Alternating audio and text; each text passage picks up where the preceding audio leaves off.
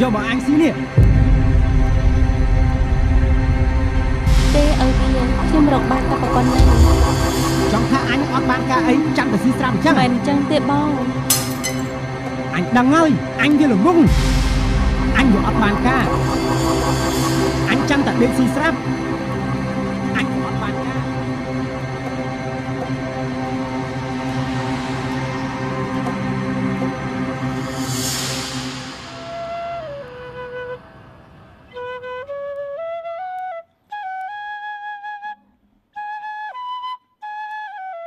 បើញោមសម្រេចចិត្តឲ្យអាត្មាមិនហ៊ានខាត់ញោមទេ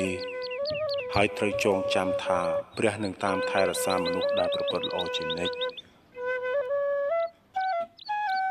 អញ្ចឹងកណាសូមផ្ញើកូននៅបម្រើព្រះអង្គផង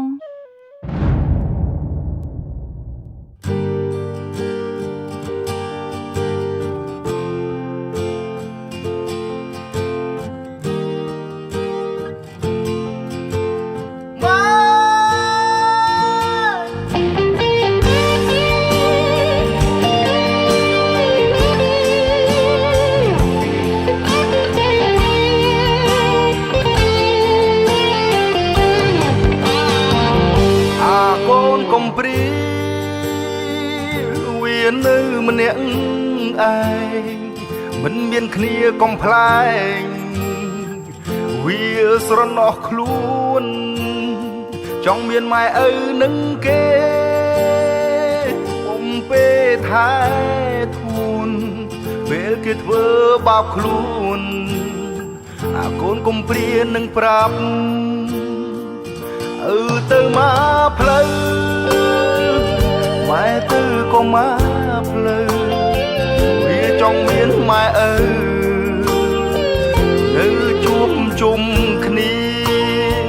មើលផ្ទះគេខាងម៉ែឪនៅ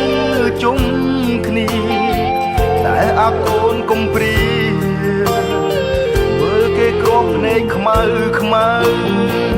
វាស្រែកហៅម៉ែតែម៉ែមិននៅវាស្រែកហៅឪតែឪមិនលឺឡើយ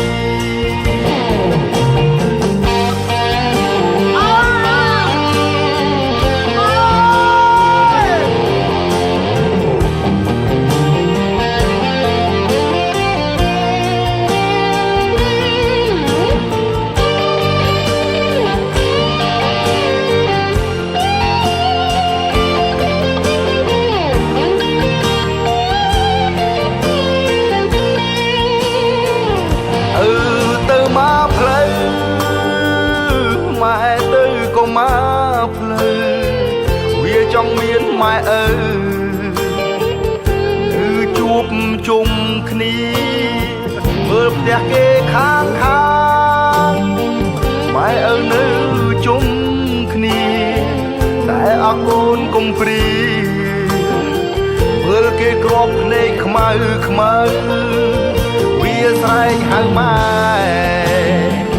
តែម៉ែមិននៅ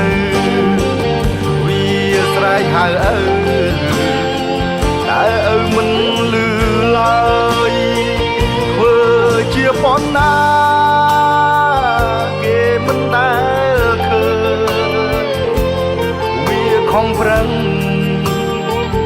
រស់នៅតែឯ